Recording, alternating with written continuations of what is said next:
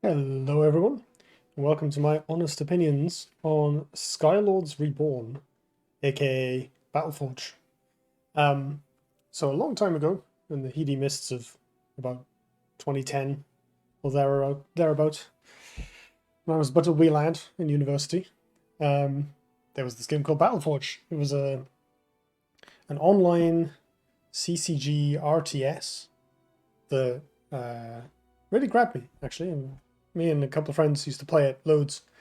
And we were very sad when it got shut down. It was a free-to-play game, so there's a certain amount of influx of players and continuous spending presumably needed to keep the game going. That didn't materialize in the end, and I think it was about 2013 the game got shuttered. I might be wrong. Maybe it was earlier than that. And it's back. Some fans have been diligently working away over the last several years with the publisher EA's blessing, and they've managed to put together servers and resurrect the client for the game, and now it's back in business, and they're maintaining it. They've made some changes that, among other things, the game is now completely free. They're not sort of legally allowed to make money off of it because they don't own the IP.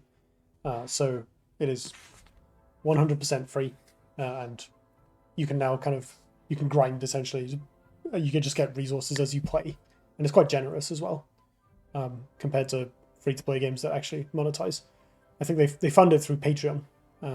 If you watch this video and decide to support them, yeah, they have a Patreon where the game is funded, and it's wonderful. Honestly, it's pretty nostalgic for me, so I was very keen to make a video about it so I could kind of show people this game and why I like it, and things that have and haven't aged well. It's interesting to have a look at it with a fresh set of eyes. This is, I don't know if there's going to be a part 2 per se, but in this video I'm just going to look at the PvE, or player versus environment content, aka playing against, not playing against another player, just playing against either randomly generated or authored levels with non-player enemies in them. The game has quite a broad, quite diverse PvE content package available. There's like a campaign with a bunch of different missions and randomly generated levels that you can play, that similar to a roguelike, I guess.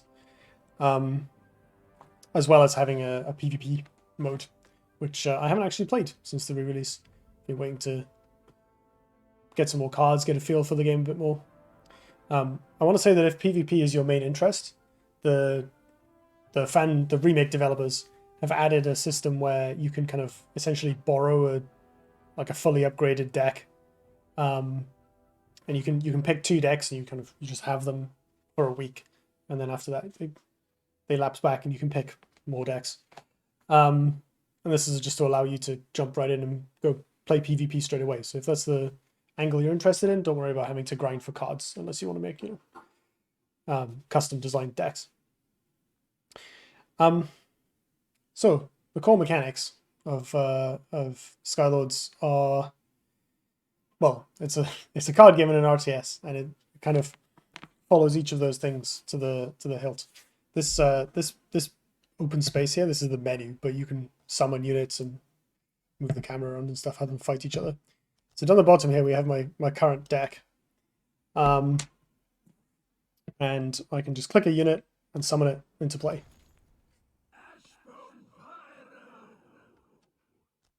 I can build buildings. Those are also cards. There's some random fortifications for them to shoot at. So as you can see, you just play cards. The cards have a power cost in the top right, which is like a mana cost, basically. This is making a lot of noise. Just like that. The cards basically have a mana cost. And as you... there's no base building in this game. There are buildings, which are defensive turrets and utility pieces and so on. But in terms of the intricate economy management that you see in normal RTSs, there's none of that.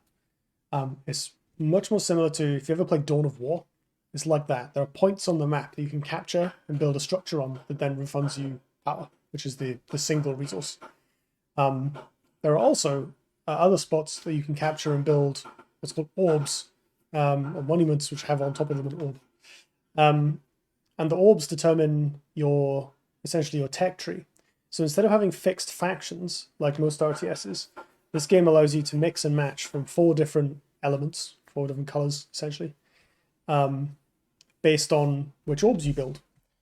So in this deck, for instance, this is actually a 4-color deck, playing all 4 of the factions. I start with green as my first orb. My second orb, I'll build a shadow orb, a black orb. And then my third, I'll build a blue orb, which unlocks these blue units. And there's plenty of things like units that require both colors. Mostly playing it for this big artillery piece tower. And then my fourth orb, which is the maximum you can meaningfully have. You can build more than 4, but most maps will only allow you 4. I get a fire orb, so I can get this particular unit. But you can build monocolor decks. I have, for instance, this one is all blue. This one is all green. This one is mostly red with a little bit of black, a little bit of shadow. So it really is up to you. It gives you a lot of flexibility, which I think is one of the most interesting aspects of the game, because unlike typical RTS, you have the flexibility of a card game. But unlike a card game, there's no randomness involved. It's very deterministic as to when your resources come in and which colors you have access to when, which makes it for a very customizable deck building experience. And then the difficulty, of course, is actually capturing and holding onto that ground in the game. You can see there's like a collection manager on the left here. Having since played this game, like predates Hearthstone. Like this game was shut down before Hearthstone came out. So having since played through a number of online card games, Hearthstone, Duelist, Eternal, and so on, the collection manager in Skylords leaves a little to be. There's a few more things that I would like. You can't search for cards you don't own, so it's hard to find out what's actually in the game. Which does give you that feeling of like when you just started playing a card game and you have no idea what's going on, and you just like open a pack and see cards you've never seen before. That doesn't really happen once you've played a certain amount of card games. But with this, you kind of have to go to the wiki if you want to find out what exists in the space. There's also, I would like some more robust filtering options, broadly, but it's made up for by the fact that you can tinker with the units straight away without having to go into a match. Like you can have units fight each other. You can summon stuff from your deck, summon stuff from the collection. You can even summon stuff from like the auction house. This is really good for like if you want to check out how interactions work. It gives you a space to experiment, for instance, which is actually very, very helpful. I mentioned a marketplace, so as well as buying boosters with your in-game currency, there's a thing where you can directly buy and sell cards from other players. So this is a holdover from the original free-to-play mode, but it's been kept in as a way of allowing people to acquire specific singles. So for instance, if I wanted to buy Skeleton Friend, the Ashbone Pyro, I can go in here, I can drop 350 BFP or BattleForge points, I think it was, and or I can bid on some auction style ones. I never bother with these. I usually just go with the ones that you can buy straight away. So the prices of cards fluctuate, which can be kind of annoying, and of course the cards that are more sought after tend to cost more. Which you'll be, if you've played Magic the Gathering or any other physical card game, you'll be familiar with the behavior of kind of the secondary market of cards and trying to get hold of things. The flip side is that you can gain in the way the game's resource acquisition is set up. If you play for about 45 minutes in a day, do a couple of missions, you can get a few hundred, something like 400 or 500 BFP with quest completion, which is enough to buy a booster or some cards. In addition, if you happen to open anything that's expensive, you can sell it and get a big burst of resources. Which is why I currently have about 2,000 BFP that I'm sitting on, because I realized I'd opened a couple of rares that I didn't need that were going for a bit on the auction house.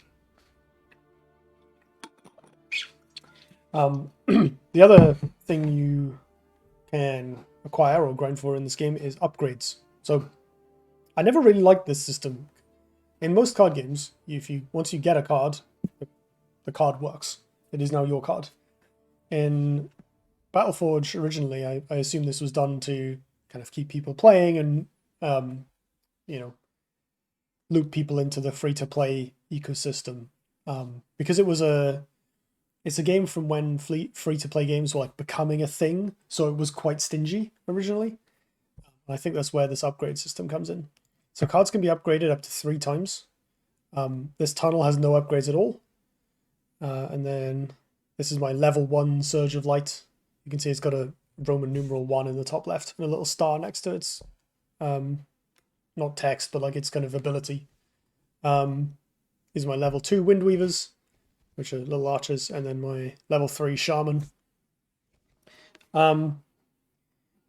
The getting upgrades is much easier in this mode than it was before, I feel.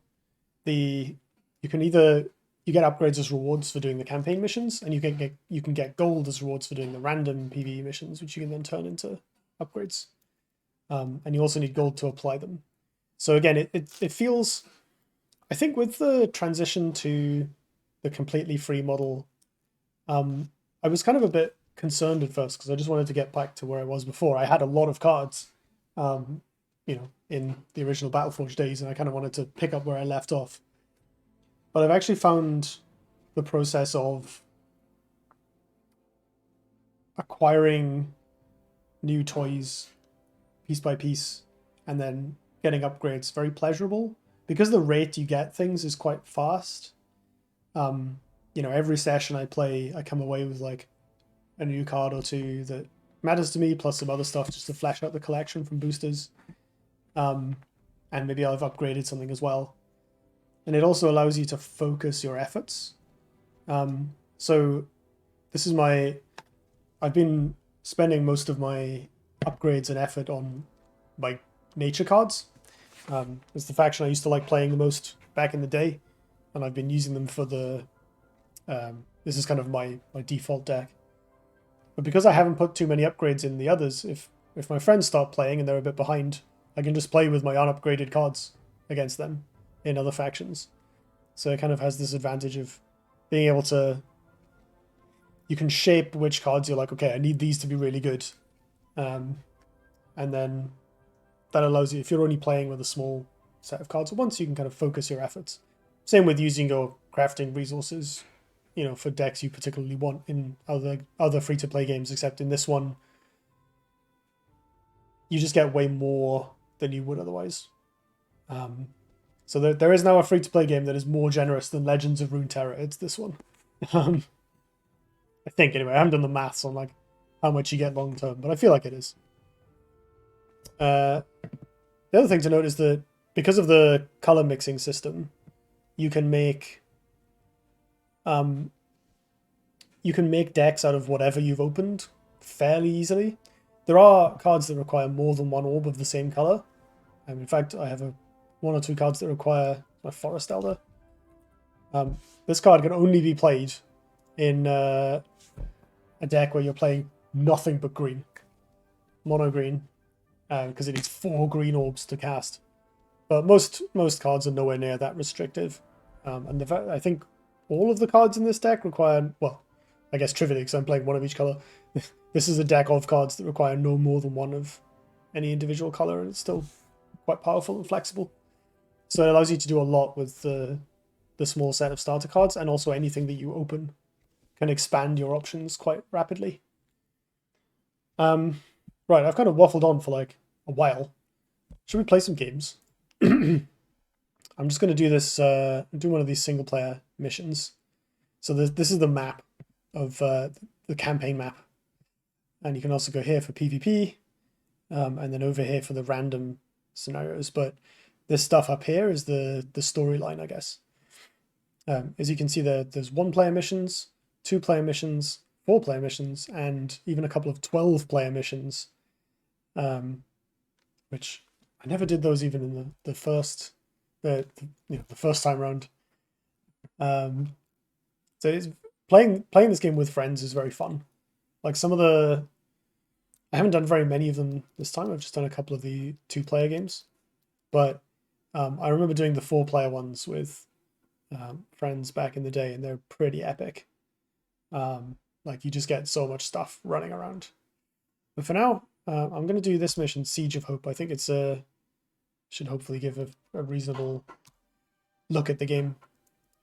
So we're going to start at the bottom down here, and there are these different areas where there are friendly troops hiding out under siege from roving packs of monsters that have blighted the land. So we need to reach this area on the left here first, defend that for a bit, and then we need to defend this area and this area together, and then we have to push up to the end and take out the final boss.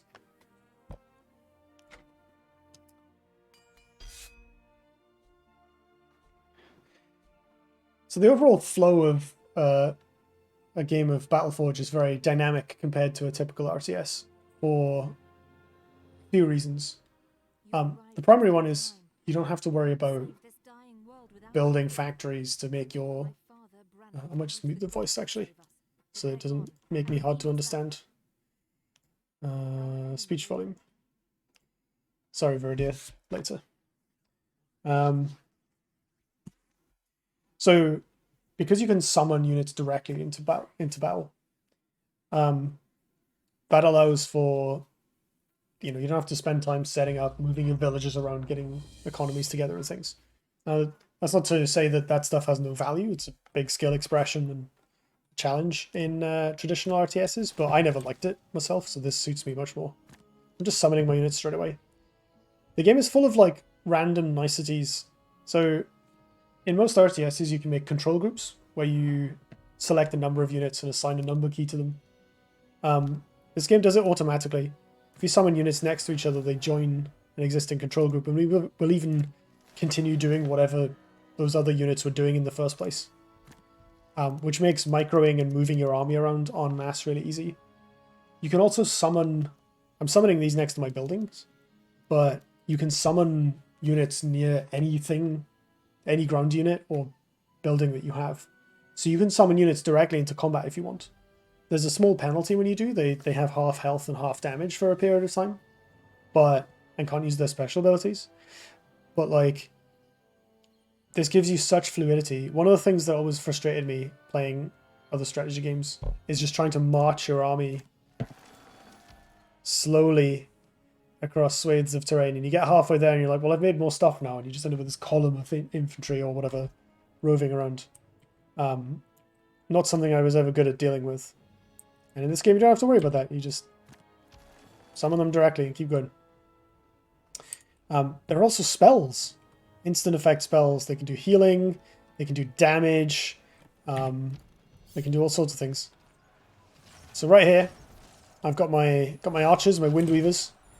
Windweavers have relatively low stats, but they shoot at 2 targets at once, so they have twice as much damage as they look like they do, which makes them extremely powerful. You can see here they're splitting targets between the building and this unit of archers.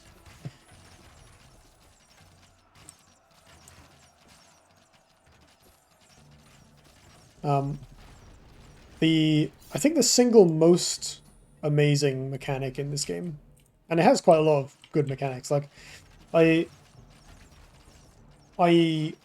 think of BattleForge / Skylords Reborn as it was the most innovative RTS I'd ever seen when it came out, and I think because the genre has generally moved very slowly, if at all, in recent years, it still is.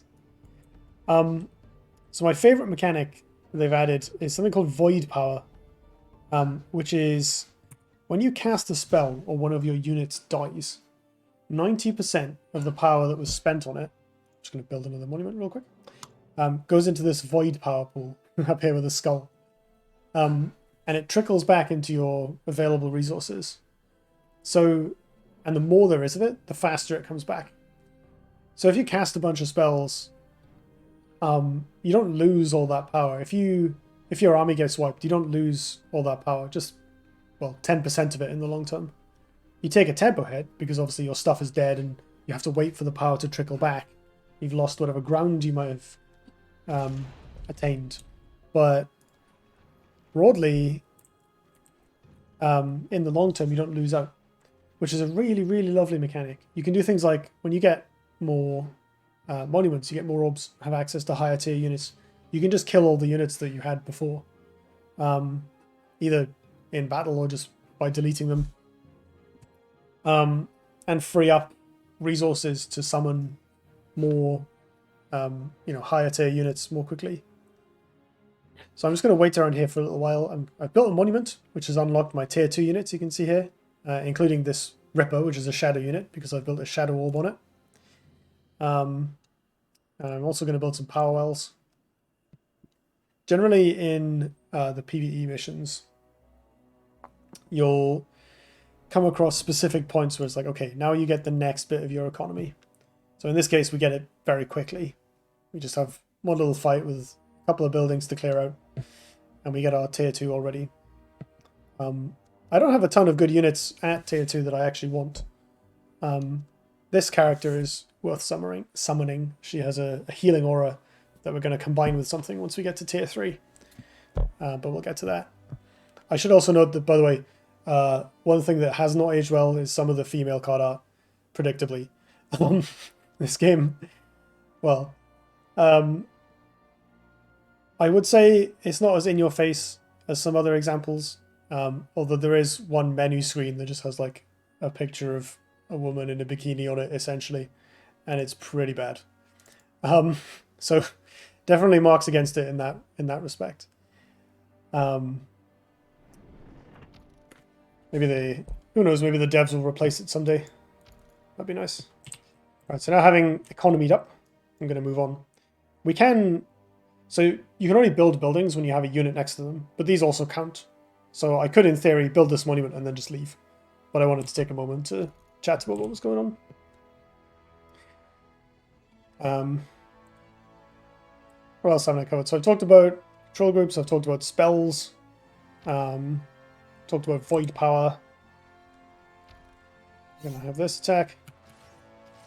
So these shamans, the larger units, they're healers. They can attack as well, but I'd usually rather them not. So my general strategy is to get the Windweavers to do all the shooting. Good lord, that's a lot of stuff. And these two will just keep them alive, keep them sustained. Goodness me, right. I'm going to prepare this healing spell to save that unit at the front there. There is so much going on that I can't even easily micro my units. Ooh, another save. Another thing that's really, really core to BattleForge, or Skylords Reborn, I should say, is damage types. So this is a really elegant mechanic that encapsulates a very core part of gameplay in typical RTSs. Just gonna have these stand still so they get some heals, and we'll deal with this next shower of units before moving on. Ooh, God. It's sometimes a little finicky to like issue attack orders. It's very easy to like think you're gonna mouse over something, but you're not actually mousing over the unit correctly. You're mousing over something next to it, or something overlaps it before you click. Oh, I'm supposed to be over here because I had the chat muted. I didn't realize, but the lady was like, "Oh, they're launching a huge attack." I think that might have been what we ran into there, because I dawdled for a while at the power wells. Just clean up these buildings so they don't summon more units. Yeah, damage types. So almost every unit in this game has a damage type and a size. So if we look at these werebeasts, they are a small unit, like the Windweavers here. You can see they're, well, literally physically small. And if we look at the card, so on the bottom there's two stats. The one on the right is their health, and it has a heart symbol, and next to it the letter S, which indicates that it's a small unit. And the one on the left is the damage. And you can see that has a sword, and it also has the letter S. And what that means is the werebeasts will deal 50% more damage to small units. I'm just going to grab this gold and head in there to build up some power wells.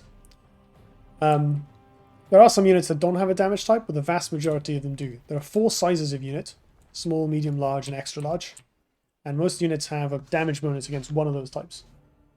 Alternatively, some units have a damage bonus against buildings, so like these towers and walls. Just build all these up. Send those back.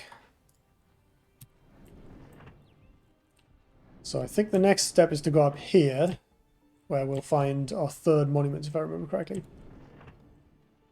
So the nice thing about this damage type, RTSs typically have a web of kind of rock, paper, scissors dynamics between units. Sometimes it's obvious, you know, flying units and anti-air. And sometimes it's less obvious. The damage types in BattleForge make very explicit what each unit's kind of purported strengths and weaknesses are. And there are other things as well, like some units can knock back small units, which obviously gives them a big bonus against that. Flying units can't be hit by small, medium, or large melee units, so you need archers or extra larges to hit them, which makes them very strong, but they tend to have reduced health to compensate for that. So if you have a counter to them, they melt pretty quickly. So being able to read this stuff directly on cards, it really streamlines how a lot of RTSs work.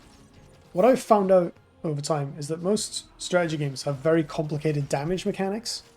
You also see this in MOBAs, like Dota 2 has multiple different damage types that are completely unspoken. That's kind of a holdover from when it was built in Warcraft 3 that I think has been maintained for game balance purposes. But you have no real way of knowing this, you know, unless someone tells you, you look it up on the wiki. So in BattleForge, it's very visible right from the off. And units don't tend to have like obscure hidden properties. The one thing that's difficult to figure out is attack ranges. I think units do have a different attack range. They don't all have the same range, but it's not obvious what it is. You can't mouse over them and find out, as far as I can tell. Which can be an issue when you're trying to figure out how your units work. I have to build a frost orb so I can get access to my frost units in tier 3. I'm just going to clear out these buildings. And then once that's done, I'm actually going to delete all these Windweavers, because I want that power back to build my much more powerful tier 3 units. So we've got power wells that come up. Let's grab this gold reward. And now we're just going to kill all of these. I'm going to kill my shamans as well, because it's time for my favorite combo in this game. So the Ashburn Pyro is a powerful unit that continuously damages itself. It has kind of a flamethrower-esque attack that deals a reasonable amount of damage and can switch targets very quickly. So it's a very flexible unit. Deals a good amount of damage, and they have lifesteal, so they heal themselves while they're dealing damage. So realistically, while they're in combat, they're not going to take that much damage, provided they're not getting, you know, absolutely wailed on. But outside of combat, they slowly die. Viridia, who's standing over here, can fix that. She provides a little healing aura, which happens to exactly offset the Ashbone Pyro's self-damage. So instead you get these units that are... they have a powerful attack with... It's a short range, but it's still a ranged attack, which makes it easier for them to switch between targets again, because often there'll be multiple targets in the same reach. It also works like sort of projects a stream of energy. I'm just going to summon a bunch of these. And we're going to send them to destroy all before me. So you'll notice that like this one's on half health because I summoned it outside of the range of the buildings, but once that wears off, it'll be fine. There we go. So the game expects us to send a small force down here to the southeast, and then a larger force up here to the north. I know from experience that there's also a little junction here that gets attacked by random units, so we'll want to defend that. So to deal with the bottom part, I'm going to summon this thing. This one unit. Let's put that in a control group by itself. Let these go over here. Alright, once this becomes undazed, there we go. I'm going to have this go down by itself. This chunky lad is our first extra large unit. As you can see, it is really quite large.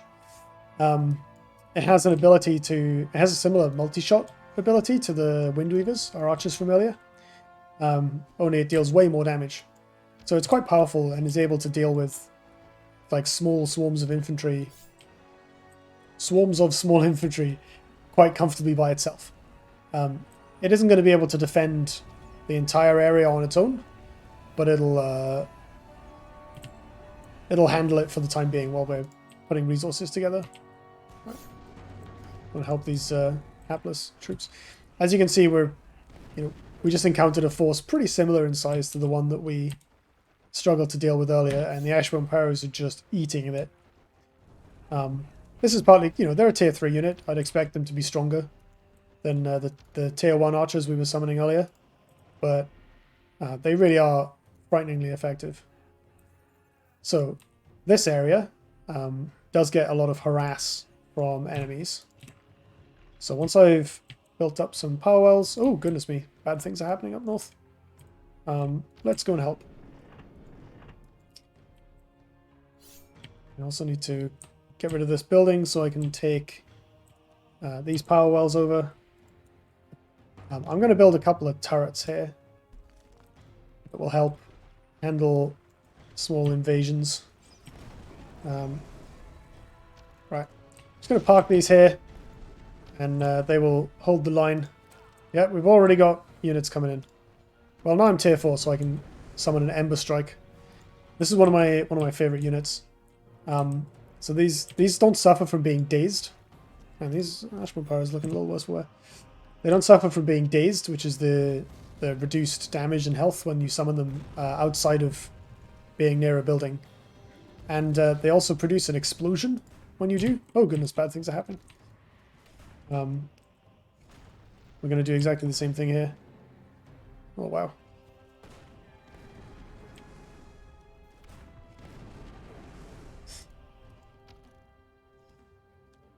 Okay, the refugees are fine. Let's make another couple turrets down here.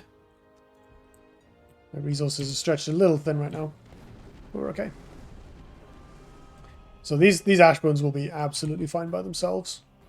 I should just send a unit over to grab some of these power wells. Grab these. I'll come back for these ones. Look at them in a bit when my units are being thrown to their deaths a little less. Well,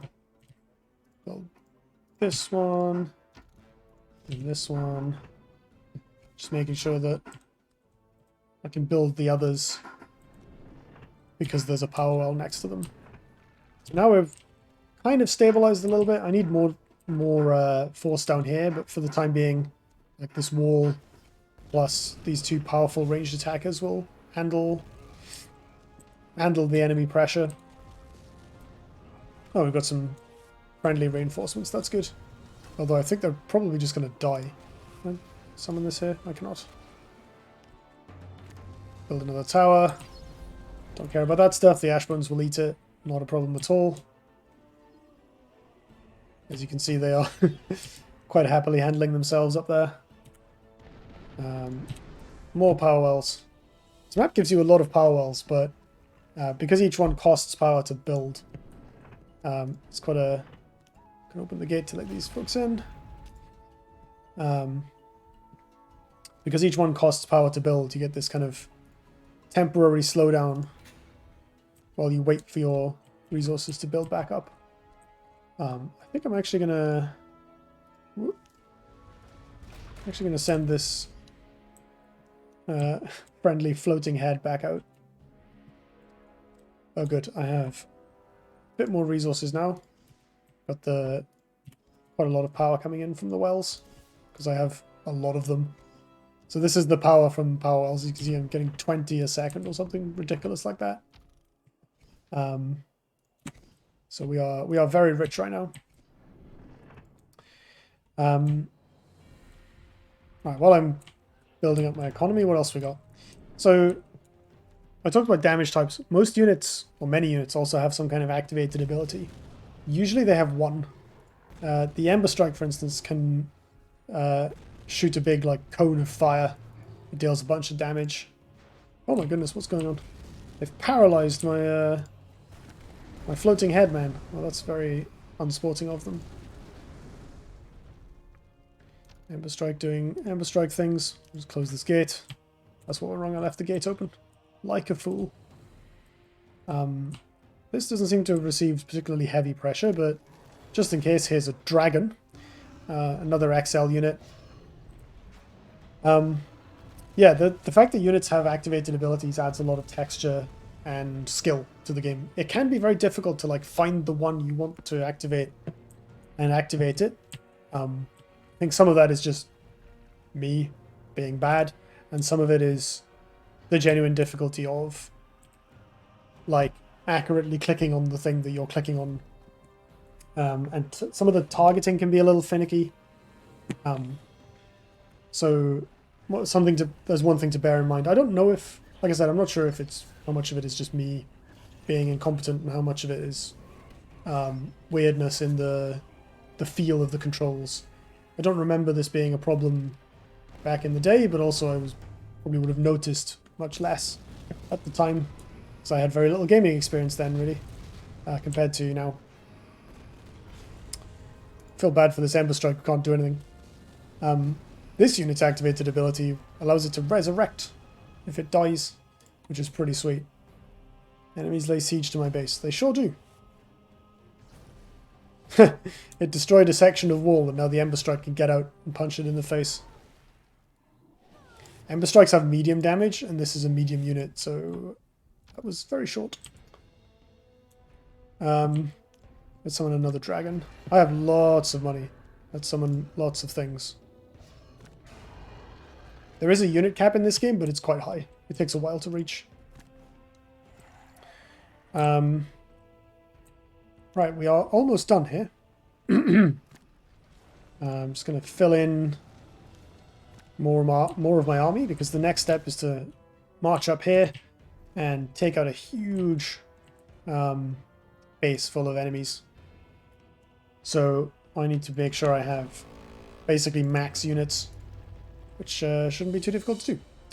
And at this point I also get to delete some of my defensive structures, which refunds the power that I spent on them, or most of it, into the void power pool.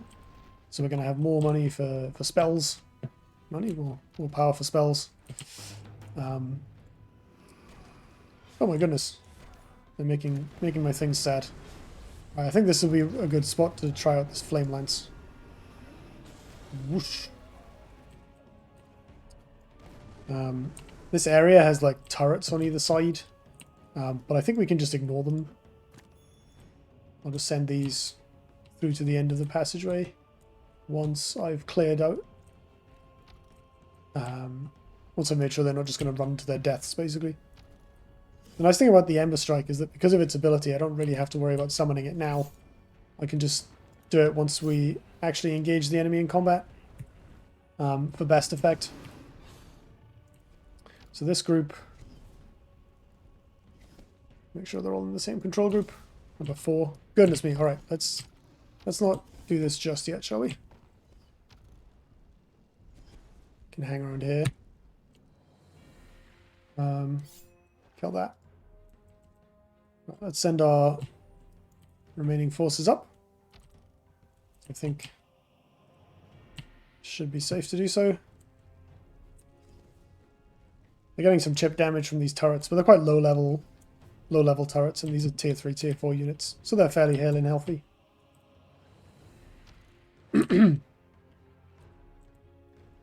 Forces are under attack. They sure are.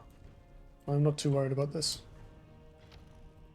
My typical approach with late game fights. I wonder if I can provoke just this unit with a flame lance.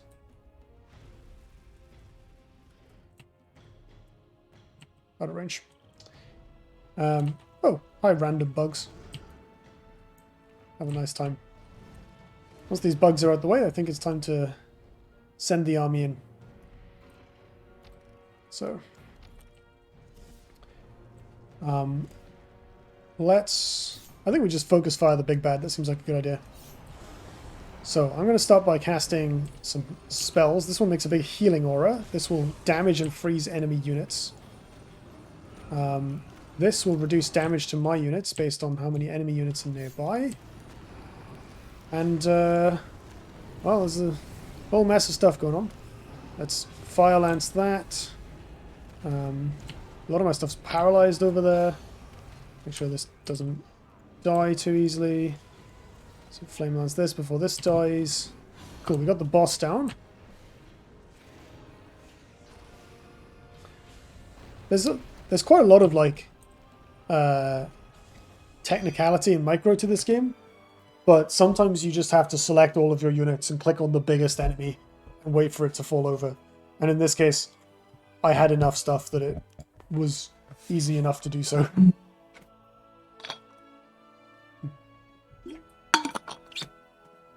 So at the end, I'm rewarded with a couple of upgrades, which I can use to make my units, my cards better. This one I already have, so I get a bit of gold instead. And this one is for... Actually, I used to have this card, but I sold it. Oh well. Next time. And that's that. That's that mission, Siege of Hope. What else have I not covered?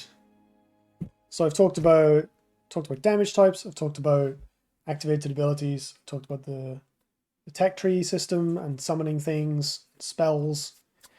I guess I haven't covered the quest system actually. Just going back to the free-to-play mechanic. I've done all my quests for today. I think I've got one left maybe. But so you can earn a certain amount of BFP by just playing. I think there's a description here, but basically it's a few hundred a day.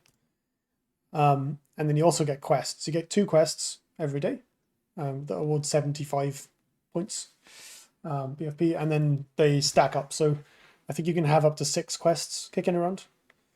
So it's kind of designed so that if you don't play for a couple of days, you don't lose anything.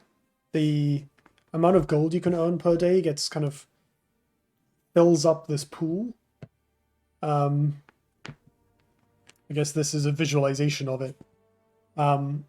So you can keep, like, if you miss a day, as it were, you're not like super far behind. I find this, a lot of free-to-play games want you to come back every single day to the point where it feels like a job. I remember at one point I was playing Duelist, Eternal, and Hearthstone, and I was trying to do my dailies in each. And I think this went on for a little while, and then I was like, this is literally like a second job. I'm playing 3 hours of card games every night, not because I want to, but because the game makes me feel like I have to keep up or to be able to acquire all the resources that I can. So being able to, being able to play more or less on your own schedule without losing out, and the fact that the game isn't expecting you to chip in money if you do, feel like you're behind, makes it a lot smoother as far as progression goes. This video is long enough, so I don't think I have time to show off a random PvE mission, but they're not as textured as the one we did just now that had like a storyline and narration and a specific map and so on.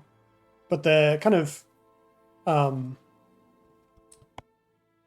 find them comforting. They're quite chill. they can be difficult. There's 10 difficulty levels, and they vary widely. Like 1 is trivial, and 10 is extremely hard. There's level 5 is where you get a big bump in resources returned at level 5. Like the gold reward is quite a lot bigger than 4, and most quests require you to do level 5. So that's what I've been playing. Yeah, I really like this game. I am surprised at how well it has held up, even allowing for like my obvious nostalgic joy at seeing some of the cards again. Coming back to it, having since learned to play card games, because I played this before I played Magic. I think like I started playing this before I started playing Magic. There was some overlap, but like it took me a long time to get sort of reasonably good at card games in any way. And so coming back to it now with like a better understanding of card evaluation, more comfort in like manipulating the controls because I've been playing Dota, that sort of thing. There's so many cards that like I used to think were bad or boring that are amazing. Like this thing, the Ember Strike. I never used to like these. I thought they weren't very good. I thought they just weren't exciting to me. Now I love them. Like I spam this thing all the time. It's such a good card. As you can see, I've spent some upgrades on it to show it I mean business. I found, like I said, I haven't actually delved into the PvP yet. I'm kind of hoping to start off, if any of my friends pick the game up, or if if you're watching this and you're interested in jamming some games, I think I'm not good at RTSs, and from what I remember, the PvP is very intense, very fast-paced. So I think I'd like to play it with friends first, just to have some easing in. But I'm really enjoying playing the PvE missions, doing quests every day or two. I've been playing it with like some YouTube video on the second monitor, like listening. It's a really, really good podcast game. Especially when you're redoing storyline missions or when you're playing the random generated ones. I think when you're doing story missions for the first time, you kind of have to like figure out what's going on.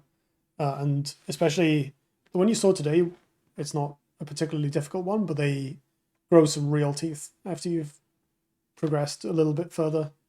Some of them are quite challenging, and you kind of incentivized to find solutions to specific problems in your deck building. Actually, that's something I haven't really covered. Like the way, because of the way the damage types work and the various strengths and weaknesses of different units, you're heavily incentivized to like build your deck to cover all those possibilities. And you can, especially if you're doing a single player mission, a storyline mission, which are fixed, you know what enemies are in them if you're redoing them. You don't necessarily know with the random PvE, and there are like different kind of types of enemy that you can encounter, so you can't tailor your deck too much outside of tailoring it to be able to take on all comers. But doing the specific PvE missions, the storyline missions, if you've done them before, you know what enemies come up when, what bosses there are, what, is there a particular type of enemy? Like if there's a medium enemy that knocks back small units, you might want a medium unit with medium damage to take it on. For instance, things like that. On expert difficulty, there's a unit that like blinds ranged units, so you need melee units to deal with it, which really threw a spanner in the works for me because I normally, God, my voice is so hoarse. I do apologize. I normally use predominantly ranged units. The Windweavers and the Ashbone Pyros are my kind of the workhorses of this particular deck. So I really struggle to work through those. And, coming back to that, I would have to find some other strategy to deal with it more optimally. Some ranged unit with medium damage. Do these have medium damage? Or do they have small damage? To prevent myself from just getting countered, basically, by the game. And it's really cool that you can have that experience. Like, again, it's a really good intersection of RTS play where you have units countering other units within, within the scope of a larger conflict. Like individual unit matchups matter as well as the overall distribution of your forces, and the card game aspect of customization and problem solving outside of the game itself, outside of the match itself, I should say, where you're still engaging with the same problems, trying to build your deck, and you can kind of absolutely like cheese missions by tailoring your deck to contain units that counter whatever you find there. It's really in like the chat channel, I keep seeing people advertising like speedruns of missions. So people do speedruns of missions in this game, which is really cool. And there are like high level PvE strategies where you like one player plays a faction that has access to like a really high health tier 1 unit, and then you feed that into a particular building, I think, that gives you bonus for like the amount of health of units it consumes. It's really like it's really nuanced stuff, and it combines that with the pyrotechnics of like I cast my thing and it makes an explosion, and like this spell drops a huge exploding skull on the battlefield, and then like you can't really see it here, but it makes like chain reactions of damage for everything that dies in the AoE and stuff. So you get the spectacle of, that's common to a lot of RTS games.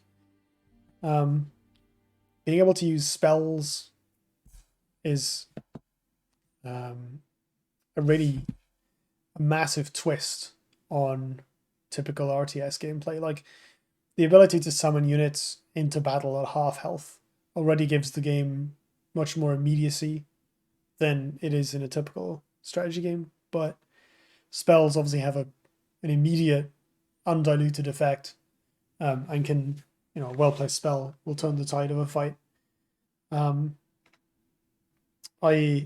only got to see it once there, but in missions with more endgame fighting, I will often I'll cast this regrowth, this big healing spell, every single fight to try and sustain my army through whatever the map is throwing at me.